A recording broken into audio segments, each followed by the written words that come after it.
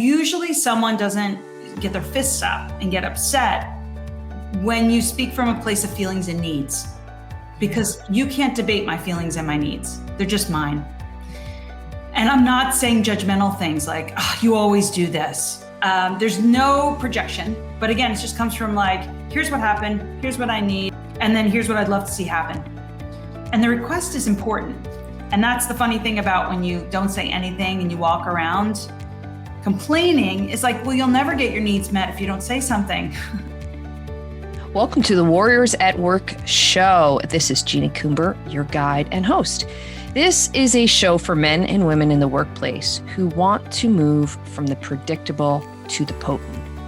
This is your weekly dose of inspiration with an edge. I talk with CEOs and shamans, sports marketing executives and therapists.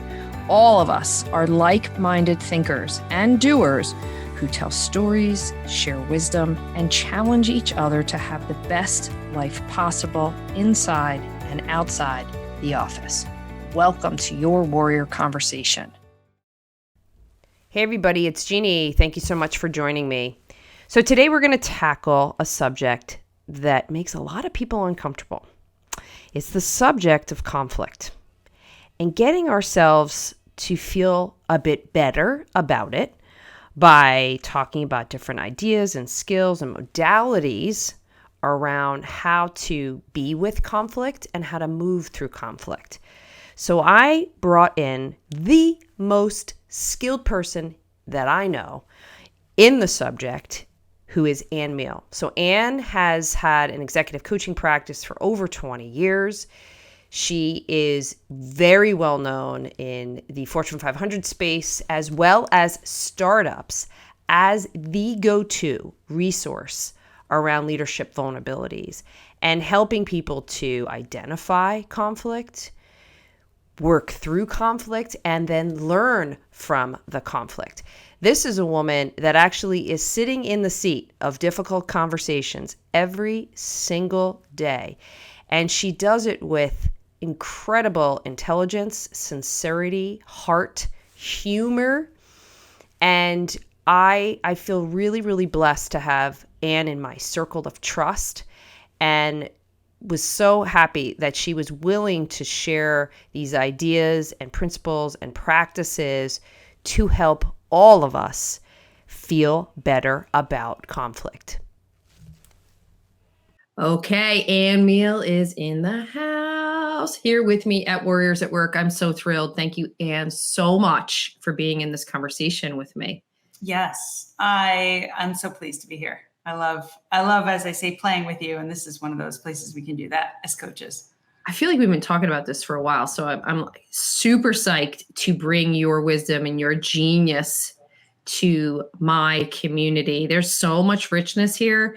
And obviously, we're going to talk about a lot of different things and ideas and skills and modalities all around this word conflict, which, by the way, makes people incredibly uncomfortable. A lot of people just shy away from it. And you have such an interesting philosophy and so many practical tips that are really going to help people move through this.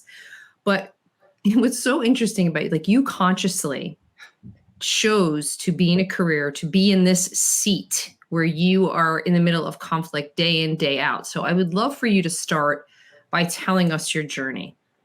Sure. I love that question. And it gave me pause to say, where did this start? So I think, as with all things, it started in the household growing up. If I reflect back to, I was the youngest of 5.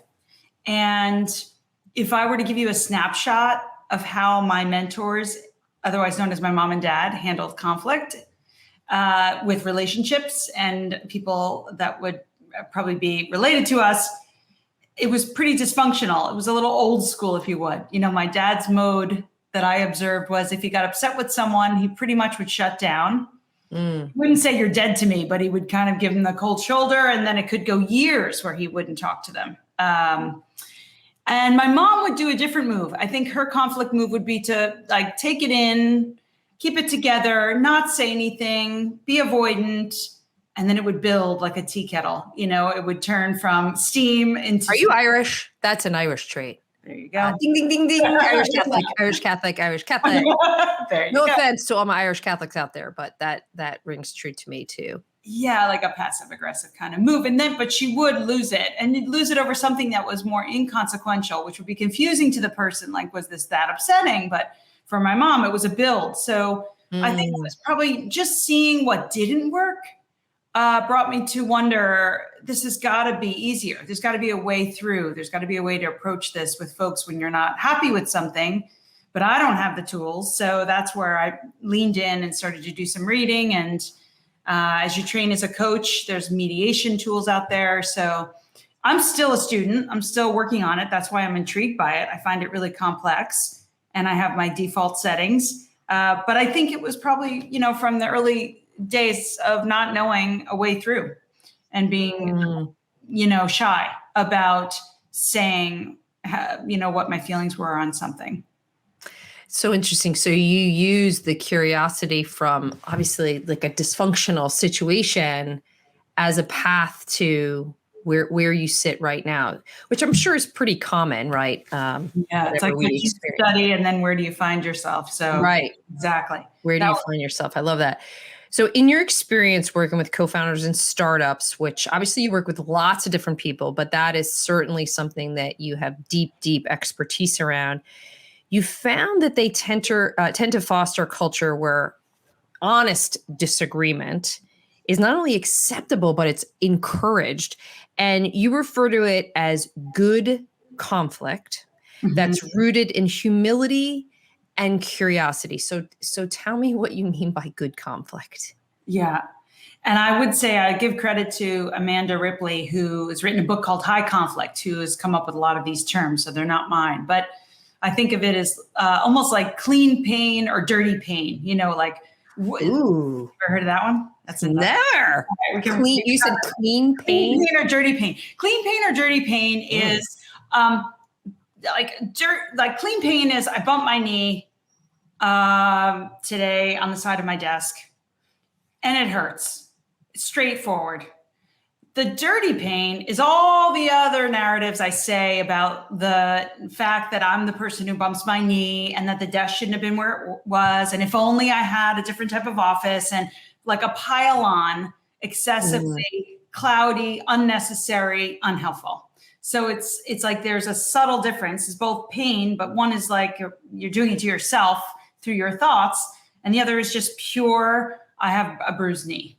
So I think with this idea of conflict, when we think of it as inviting, when we think of it as healthy conflict, when I see it in environments where it's in the mix, usually it's people that can confront topics that aren't so comfortable and work through it somehow, even if they don't feel as though they got what they wanted from the discussion. And the way they do that is usually through finding the right words, finding the right way to approach it. You mentioned startup, and that's a lot of my clients, entrepreneurs, we'll say younger management, progressive type environments. I think what they're after is trying to have a place, an environment, a place they work, where they don't hold resentment and let that feeling build until it's time to dump all their feelings in an annual review.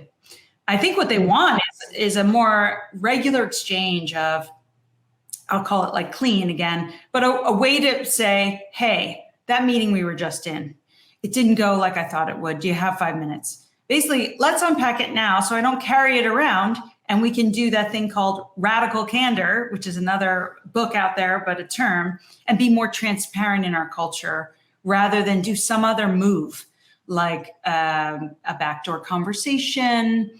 Again, write the person up, tell the CEO this person is a mess, like do all these other moves in a way to get back at them. I think that's what the idea of the healthy conflict is let's find a way to talk about it. Why startups and entrepreneurs? Is that just something that you gravitated to along your journey? Because it's definitely something that you have a lot of expertise in. Again, I know you work with lots of other people, but you tend to gravitate often to the startup and entrepreneurs. Is there a reason? Well, I think of it as, you and I are entrepreneurs in our own right. We took a leap of faith. We hung a shingle. We started something. So I can attune to the person who wants to take a risk and has an idea and is going to put themselves out there. I think the thing I'm very fond about entrepreneurs is, in general, they're optimists. They're like believers, like there's going to be, if there's not this idea, it's another one. I'm inspired by their bravery, because usually they're all in.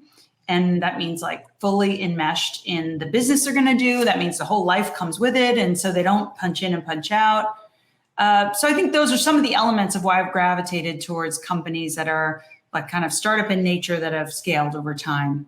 And so I'm imagining that a scenario would happen where there is discord between two founders. And they're like, we need an outside entity that is not emotionally tied, can be objective, can help us navigate this. They A, have to acknowledge that that's happening, and B, have the courage to reach out. I'm guessing that's how it comes to you, is you've probably built a reputation in this space where they say, call Ann Mehl because she will do fill in the blank. We'll work through this with you, or mediate. Sometimes it's an official mediation. Other times it's support you through this phase. So I think some people come to me before they're in trouble because they already are keen to the fact that they have friends that have run into problems down the road when they're building a business together. And so they say to themselves, I want to do whatever I can preemptively so that we don't run into a foul and end up not talking. So sometimes it's proactive. They're not in a troubled state. They just want those tools ahead of time, or whatever vows they need to make, so that when they get to a place where it gets tough, they feel equipped and ready. Like, oh, we could use those things we practiced right now. So at times that's what finds its way to me. Other times though, I think it's either the 2 or 3 individuals that started the company are so stuck that they just need a way through, and they either figure it out for themselves, or somebody taps them on the shoulder, like their investor, and says, you have to get somebody like a coach to work through this. So it's either like one end of the spectrum, more proactive, still in a pretty healthy state, or not completely dysfunctional, but on the rocks. There's something needs to happen or change to get them. It's very similar to like, you fall in love, honeymoon phase, no matter what age or where you're at, you think like this person is the world, they had to do everything right. Then you get into life together. Yeah. And then depending again on reality hits you. Yeah. It's hard. It's hard going. So I think that's just the evolution of it at times, is put pressure on the system. And then 2 individuals need more than just their own ways through. They need someone to, again, hear out the examples of what's going down, try to give themselves bridges to each other, ways to facilitate, ways to get talking about the tough stuff too. Because I think that's what gets pushed aside, is like when you're running the business, you're all in doing the things. You don't preserve an hour whenever to talk about repair, or the meeting the thing that didn't go well, and you're still upset about it, and you don't know when to field it because it just feels like you're moving so quick. So that's what I think sometimes a coaching session can be, is like just space for 2 people to land and kind of work through things. Yeah. It's like the residue, the things that we don't necessarily speak about, but that's hanging around. It's like you can feel it, even though we have a job to do. And the thing that I love, and I know we're going to talk about this nonviolent communication as a process that you often use. But one of the things that I love about this work, and what I know you do incredibly well, is you surface conflict as such a natural thing, not something to be afraid of or to avoid, but to surface it as it's a natural experience, and it's a natural thing to go through. There's always going to be breakdowns and tension, especially when the stakes are so big, in situations where a lot of these startups, it's life savings, they live it and breathe it 24/7.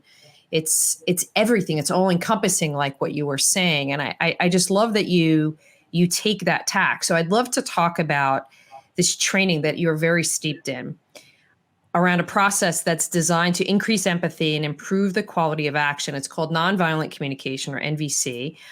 I'd love for you to share more with us about this and how you're using this to guide clients. Sure. Yeah, I trained actually with two different facilitators. One was in Brooklyn, one was with Bay NBC. And I was intrigued by the fact that this was a way, again, through conflict, using, I'll call it a script, but just again, a way of talking to help people drop the defense or crouching position. So it has a big name to it, but essentially it's really 4 steps, and it's I can walk you through them. So it's a simple way of we could put it into an example. You and I work together. You come to our meetings late. Let's just say over the last week. These are scheduled meetings, so they're on both of our calendars, and I'm upset about it. And I'm not sure what to do. Do I let it fly? I can understand things come out. And then I say, let me bring this forward so I don't, again, build a narrative about Jeannie that she is XYZ. So the first step in the NVC script is observation. Like, what happened? If we just took an objective snapshot using a video camera with all the evidence and facts, but no judgment, no read on it, just clear what went down. So the observation in that case is meeting was at 9 for 4 days in a row. You showed up at 9:15, ... or later. So that's the observation. So that would be the first part of the conversation. So I might say, Jeannie, over the last week, when we had this meeting scheduled in the morning, each day when I looked at my watch and you showed up, it was after 9 a.m. Boom. No real heavy anything. Just again, the fact, stating the fact. So it goes observations and then feelings. And feelings is interesting because, again, if you were raised in a household like mine, you weren't sitting around stroking your feelings. You probably had a vocabulary of like 2 words. I'm fine, I'm good, or I'm tired, or But when you really think about feelings, it's like, what's getting at me about this? So the best way into a feeling is first try to get to the source of it, and then you name it in a way. So what comes up for me when I see you at 9:15 to our 9 a.m. meeting is I feel frustrated, or I feel disappointed, or I feel sad. And again, sometimes you need vocabulary for this because you could be, thinking you feel something else and you realize, nah, it's just that I'm upset. I'm just frustrated. The third step is need. So what is it that I need? I might need your full attention. I need your support. We're colleagues. This is an important meeting to me. So I feel disappointed and I need your support. That's the third step. The final, if we were to really do it step by step, the final is a request. And the key with the request is that you have to let go of the outcome, but you have to lob something in that is possibly a meet halfway or something I think could work. So a request in this instance could be, if I move the meeting to 9:20, would that be helpful for you? Or could we do the meeting twice a week and have you there at 9? So something that means it'll satisfy what I'm looking for, but considers the fact that perhaps there's something going on here around the why you're not able to make it. The reason something like that works, even though I did it very slowly, is that usually someone doesn't get their fists up and get upset when you speak from a place of feelings and needs, because you can't debate my feelings and my needs. They're just mine. And I'm not saying judgmental things like, you always do this, or you obviously don't care about what we're up to with this initiative. There's no projection. So then you're not on guard to say, well, here, you don't even know what's going on for me. There's no reason to do that. You still might have a place to do it as part 2. But again, it just comes from like, here's what happened. Here's what I need. Or here's the story I told myself about you showing up late. That's even better because it softens it a little. It's just my take on it. And then here's what I'd love to see happen. And the request is important. And that's the funny thing about when you don't say anything and you walk around complaining, is like, well, you'll never get your needs met if you don't say something. So say what it is you want. And that's a piece we have to have enough courage for, because you're being vulnerable there. You're saying like, this is something I want to see happen, and you don't know what the other person's going to say. Yeah. Where are you finding that people have the biggest struggle in those 4 steps? I would say feelings and needs part is hard. Now, you don't have to do it like pedantically, like through it. Right. I think about in the course of a day, when you get that sort of heavy feeling and you're like, what is bugging me? Yes. And sometimes it takes you a minute because you're like, was it this coffee spill this morning? Am I ticked off at my daughter? Maybe it's that person who stole my taxi. And you're like going through the clashes of down, like, what is the thing? So think about a feeling state. Sometimes it takes a minute just to check in and say, like, is it even this person's missing the meeting that's doing it? So I think sometimes the checking in with like, what is the feeling? What is the need is the part that takes a minute, unless you are really self-reflective and tuned into language. Sometimes I even need a list to sort of like say, what is it? That's the one. That's the winner. That's the thing that's off for me with this. So sometimes I think it's just important to acknowledge, like, today I'm not at my best, or there's something bothering me out here that I hadn't had consciousness into because I'm over here, whether I'm, in production mode or transaction mode, or I'm focused on something else, and I may blow up over here, but it's actually something over here that's influencing it. When you said making a request, you said making a request with no expectations. Yeah, while letting go of the outcome. Yeah, that one right there, I was like, ooh, that's tricky. Yeah. That's really, really tricky. Well, if you think about it, if you don't let go of the outcome, what you're really saying is do this way, or I'm going to be ticked off still. If it's really a meet halfway request and you really think there might be a way for both of us to be like okay with the outcome, you got to let go that like this one way I thought of is the way. There has to be like a little bit of room in there. And so if you detach from it, like, is this going to be the solution? You might get to something a little bit better. But that is quite hard. And I said that over a small issue. You can imagine how complex it can get when there's a lot of things at play and you're not sure what's the thing that's bugging you. And you may not have a ton of airtime and you're like, what's that script again? So you might just need to get to request. But the key is, again, finding some language that doesn't project or judge or tell the other person, I know why you're doing these things, because then the other person comes back at you and you're doing the rounds. Yeah, that's brilliant. One of the common examples of conflict that we talked about when we were preparing for this was when this idea that you call stance or dance.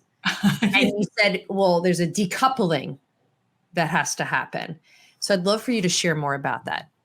Yeah, you might find this, Jeannie, too. I'm thinking, as a coach, we're looking for patterns and we're trying to help people, almost like putting a mirror up in front of them to say, I'm seeing this thing that happens. So it's a similar concept. So it's like you do this move, I do this move, and then we're in that classic dance. And if there's a way to decouple or break it, then we get into new cycle. We could have a new pattern, a possibility of a new pattern.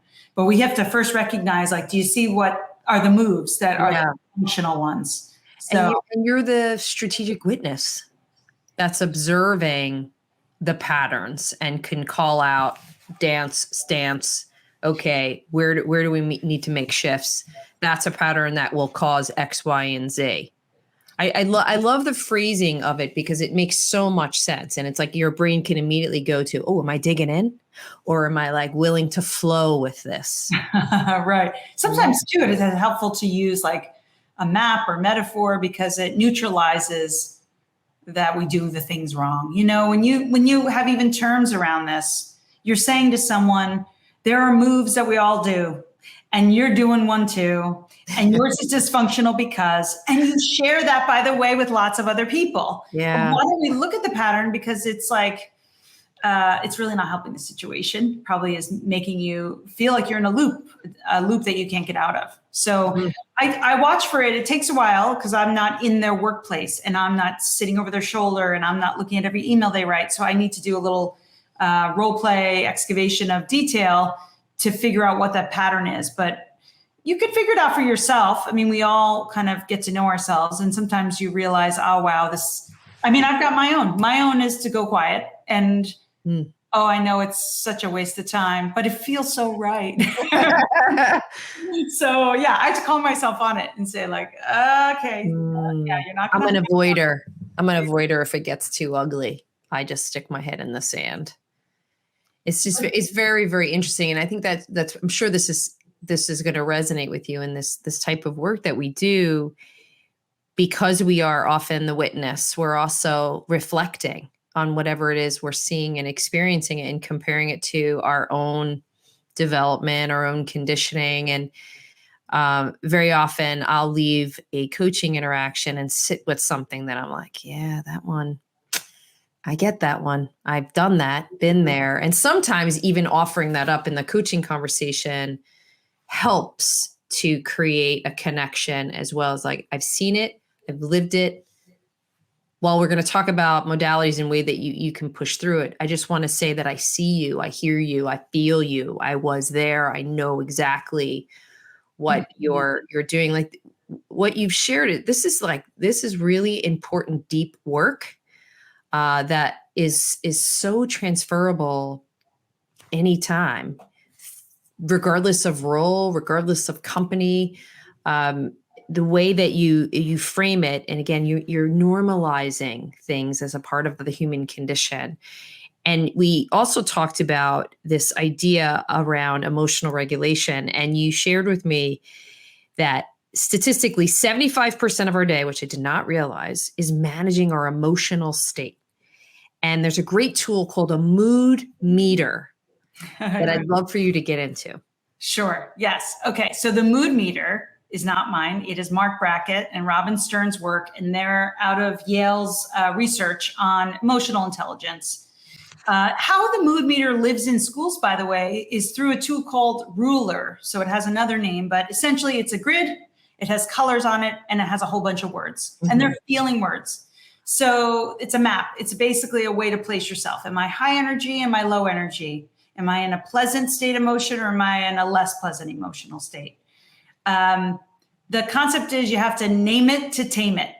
So if you can't get to the source of where you are, then it's difficult to know if you need to regulate. You could be revving and you think, well, everybody's on the same emotional roller coaster I am, and yet you're in an interview and not realizing the other person's wondering like, is this person caffeinated, or is that like, are they on crack? So you need to sort of check in on first where you are. So I'll use this mood meter as a tool with clients, especially over Zoom, when you can't always attune to, someone's energy state. They might show up and seem fine, but then I say, let's use that mood meter and tell me where you are.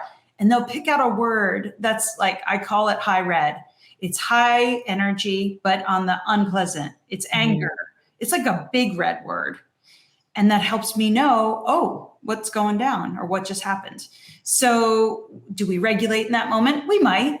A micro movement, we're in a Zoom call, so you don't have a ton of time. They can't go for a jog because we're about to launch into a meeting, but they might be able to just like take a stretch. You appreciate all these somatic moves, right? Maybe a glass of water, maybe go get a snack, like just stretch, like leave the computer for 5 minutes, and then we'll come back and get into it. Sometimes even naming the word, people will say to me, that was helpful because I have a little airtime to talk it out. I'm good now. Like, let's get into the stuff our agenda.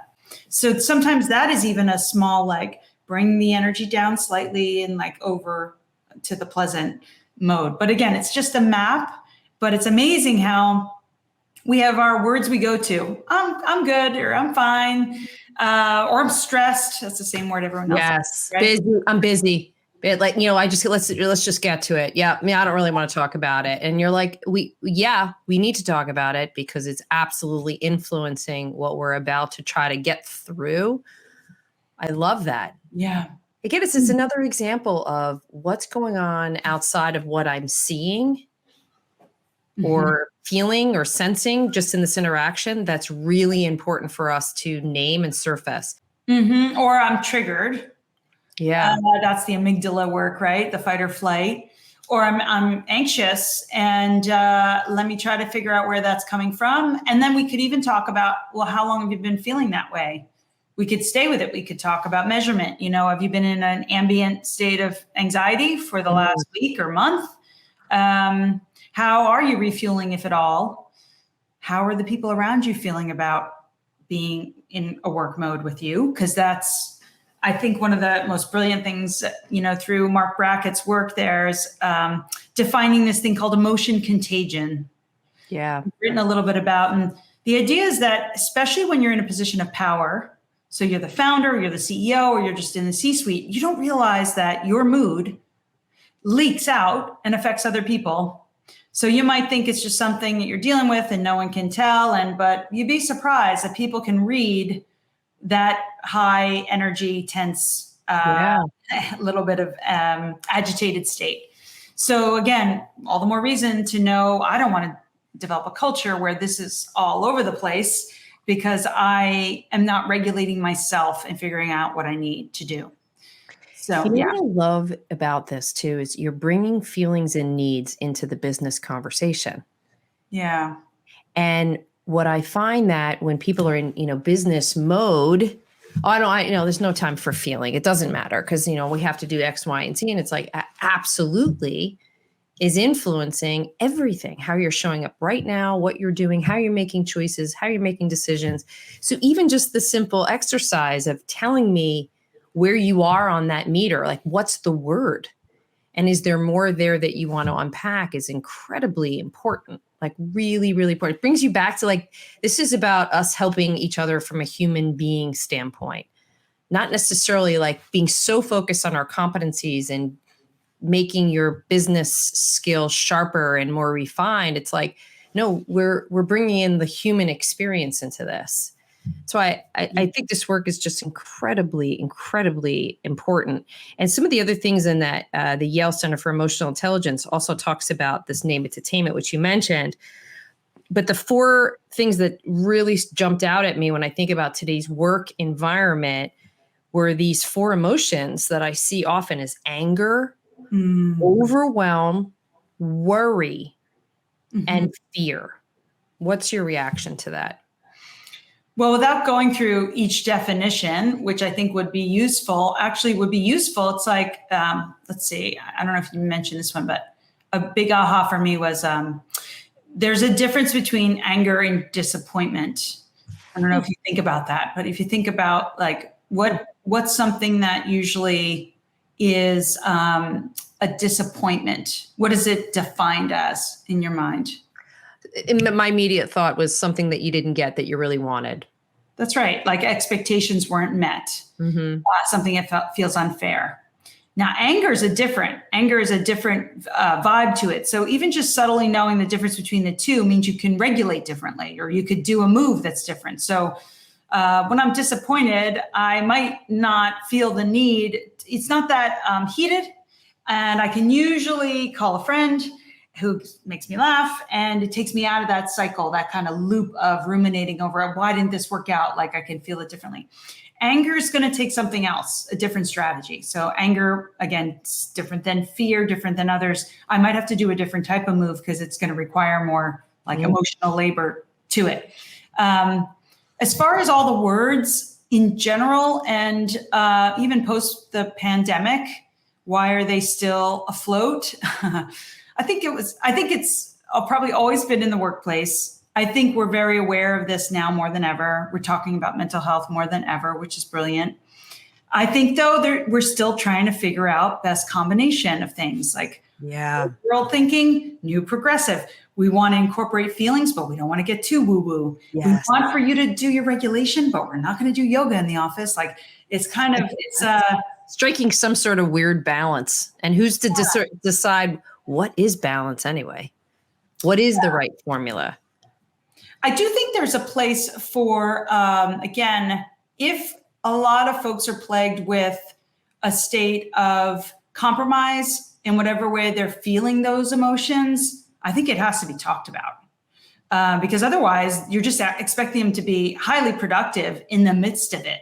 And it just doesn't, it's not a combo that works. So post-pandemic, I did a few group offsites really.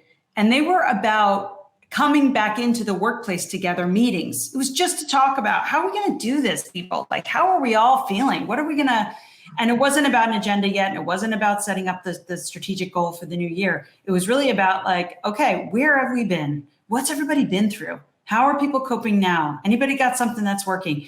So it was like before we return back to work kind of session, very progressive, a lot of feelings, but at least a chance for people to land and not feel like, oh, I'm going back to this workplace that really doesn't give a damn, where I have all of these things going on now that I didn't have before. So I think there just needs to be a space.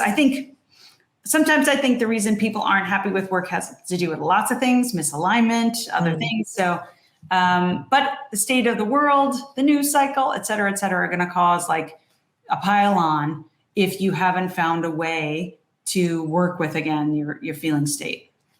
Well, the offsite example that you just gave, what you were talking about is this idea is they got back to what is our community? What are we in union to do together? Like, how do we get back there? Yeah. And you provided a place, and I'm sure you use many of these modalities. Actually, out of curiosity, which one of these was the one that you were like, all right, pulling that one in? Yeah, I used the mood meter. I used a lot of work, and I mentioned Mark Brackett. OG Life Lab is a place that does emotional intelligence work. We could list the link there.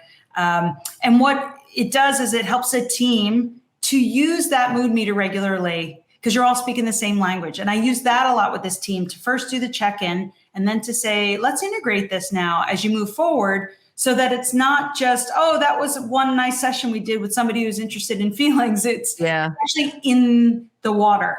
And you could start meetings with it. You could be like, okay, everybody go around. Are we red, yellow, green, or wherever color, and you can actually translate for folks. I know we had this meeting scheduled at 2:00. I am in full blown red. Can we, meaning again, shortcut language, doesn't have to be big and indulgent soliloquy on how I'm feeling. It just could be like, I'm high red. If we can move this meeting 2 hours out, I'm going to be more neutral and probably more present. Is that okay with you? And now you can, again, talk to the internal and still be in work mode. I was thinking about a common thing that I'm seeing right now. It's probably more often than not is this idea of overwhelm. What are you? So let's say I use that mood meter and I said, I'm in overwhelm. I'm overwhelmed. I'm frustrated. I'm exhausted. I have decision fatigue. I can't think anymore. Where would you begin? Well, first I'd have them chart that, meaning just like you chart anything, how often are you picking off those words? So like let's log it. So is it a week long? Is it a month long? Is it morning? Is it all day? Just to get a sense of like how, in fact, acute the issue is. Yeah. So that would be the first thing is like, let's get a diary going or journal to figure out what's going on and what are the words and how often are they coming up.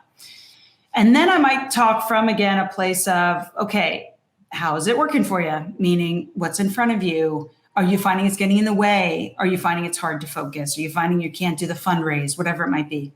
So again, I think when you tie it to the work goals in a way that really shows you're not even able to show for yourself, nonetheless, the team, we've really got to do some type of, I'll say bridge to get you into doesn't mean you're going to jump to happy state, high energy, happy, visionary cheerleader state, but what are moves that have worked for you before that show up for you? And I'll call it the sort of lower energy, more positive. And I might just brainstorm with them. What are things that you find, maybe not when you're in your flow, but help you to quiet that anxiety or help you connect back into the body or give you pleasant thoughts? And for some, it's music. This is where the simple stuff comes in because you say, oh, that's so obvious. But we blow right past these things. I think the very practical survival things we blow right past when we're like on a mission.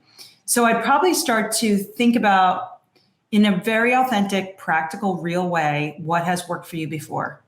Yeah. And we take it like step by step because we're not going to, again, turn the person inside out, but we might try to incorporate something that, again, mirrors that so we can find a way to log. Again, this is like, you're not taking a retreat. You're not going to, a big vacation, but you're finding a way to get a new cadence or pace going without bailing completely. Because sometimes that's what happens is, again, you get the ulcer or you just get sick.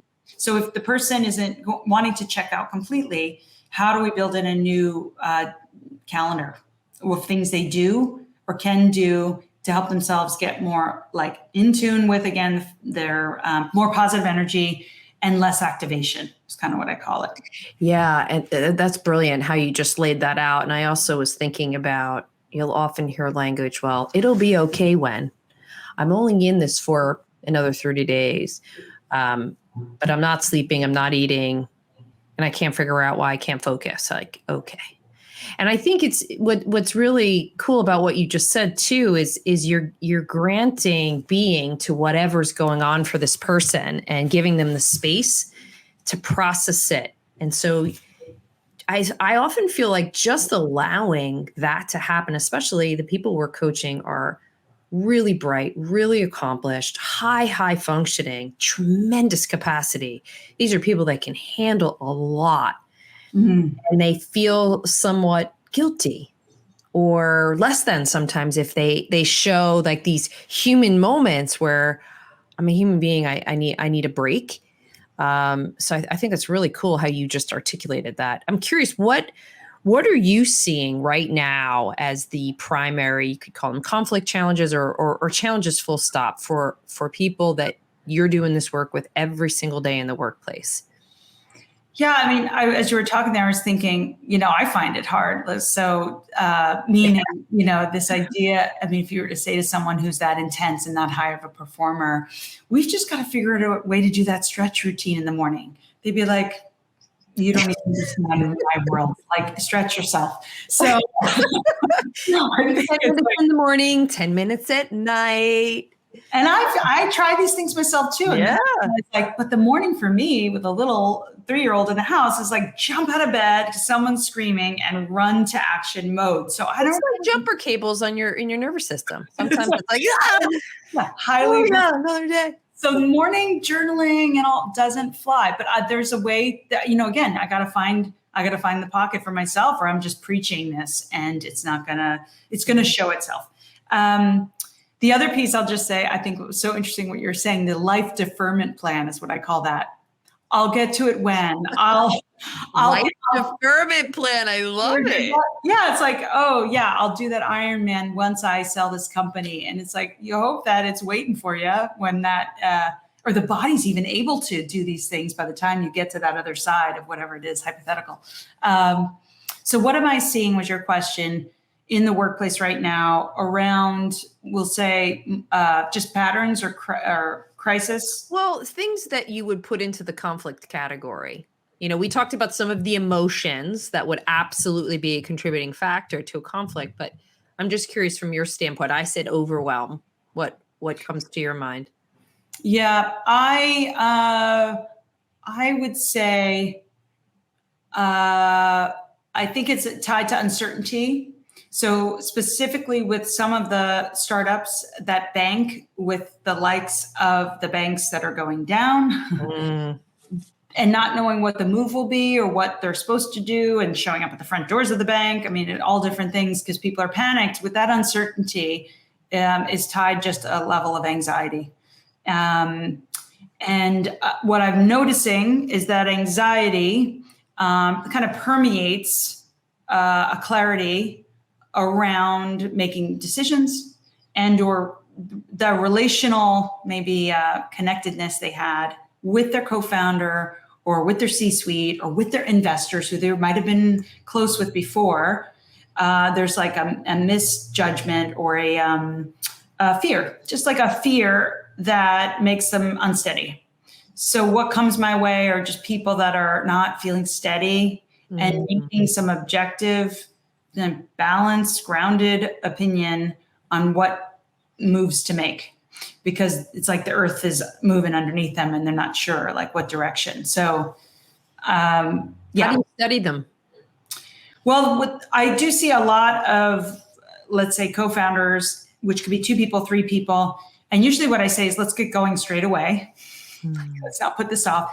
And that's tricky because they're also in the midst of fundraising. Like they don't always have the money to do lots of things for themselves. So it's the chicken and the egg, like can't afford to take care of myself in the midst of this. And it's like, yeah, but if you don't, it's not going to work. So we have to find some way to come to the conversation. To me, it's like, when you have an issue and you've been dancing around therapy for a long, long time, and it's just like, get talking with someone, get talking with anybody. Just begin. Start. Yeah. So I think the way I study is to say, let's get something on the calendar.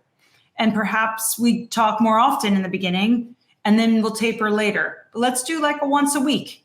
And again, it could be with 2 people, 1 person, and that's going to give us a place to land. It's going to give you room to check in on your thoughts. I mean, most of it is talk therapy, right? It's like hearing yourself say the thing or realizing like, this isn't really even my issue. My real priority is it, right? And, because you've got airtime, you've got attentive listeners, you've got someone who is holding the story. So that's a first move, very simple move I do is I make myself available, and I might give them homework. I'm also a realist, I think if they had room to do all these, some of these healthy regulation moves, they'd be doing them already. So I usually, again, baby steps around that. And then we go from there, I guess is how I think of it. See how it goes. It's a ride though. I mean, you're a corporate healer. Shaman. You're business shaman, business healer. Definitely. It's deep work. It's deep work. You were asking this great question around, what would I want to leave or impart with folks? And what I thought about was, first, I came to coaching to alleviate suffering. That's like the driver. I'm more social worker coach than I am performance, climb Everest, I guess, type coach, if that's a thing. So when I think about talking about this, when I think about having people come to see me, it's about getting them out of the isolation too, whether it's the isolation in their head or they feel like they're doing it all wrong, because that's dangerous in and of itself. I don't know if you just saw the Surgeon General just put out a quote around this about isolation and about the workplace and how this is something we must fix. And he's someone who's worked through it himself too. Yeah, I pulled the quote up here. And I think if he has had these challenges, bingo, we've all got to talk about it. So to me— Can you see the quote? Oh, sure. Yeah. Well, it's a little long, so I'll cut it down. But it says, we've known for decades the relationship between social connections, having friends, and numerous physical and health outcomes.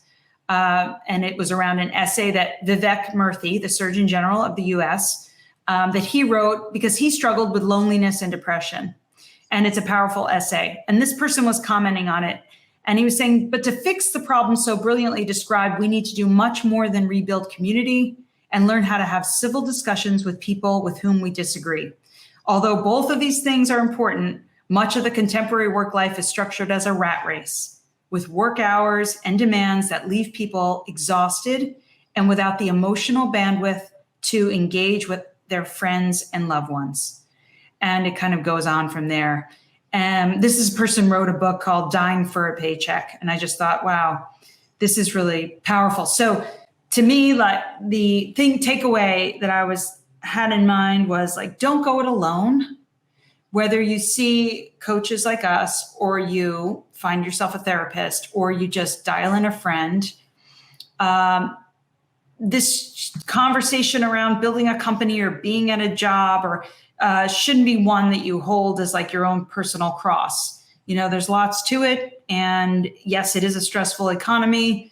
And often we are uncertain about, especially post-pandemic, like what's next.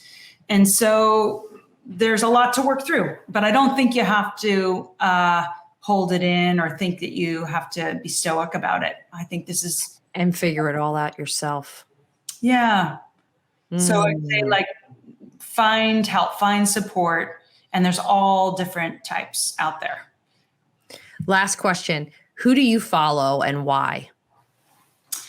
I love Terry Real. He's the person I trained with as a couples therapist, and now I apply that to business folks. So I love his work. I love Esther Perel for the same reason. She is a relationship therapist, now TED speaker and author. And I think she speaks about this idea too of isolation and loneliness and society as well. So she goes beyond that. I love Kelly Corrigan's podcast on Wonder. I think she's got a great sense of humor and a real honesty about her own journey. I follow your podcast, Jeannie. Oh, thank you. Because you are a maverick and brave, and I'm inspired by all the folks you so earnestly listen to and give a platform for. And I love collaborating with you for that reason too. So well, thank you, Ann. I feel the same way. You're really a gift in my life, and so thrilled to know you. You're my confidant and my friend. And I feel really, really privileged that we got to share like your genius and your wisdom, and you're wildly talented. You're doing really, really important work. And I hope this conversation serves a lot of people some great insight, some great advice that can help them feel more comfortable about conflict. Yeah. So, great. I hope so. Well, my friend. Yeah. Thank you for inviting me. This is great fun. Thank you for joining me for another episode of the Warriors at Work show. If you are interested in learning more about what we do at the Warriors at Work show and platform, be sure to go over to my website, Jeannie Coomber, and subscribe to my monthly Warrior Playbook newsletter. I share everything that I'm up to month by month, as well as some lessons and insights that I've learned. I'm also interested in hearing any feedback you have about this conversation or future topics. So reach out to me directly on jc@jeanniecoomber.com or on LinkedIn. Be sure to tell your friends and your colleagues about this Warriors at Work conversation. Subscribe, review, and rate us. It's the best way to get this message out into the world. Be well.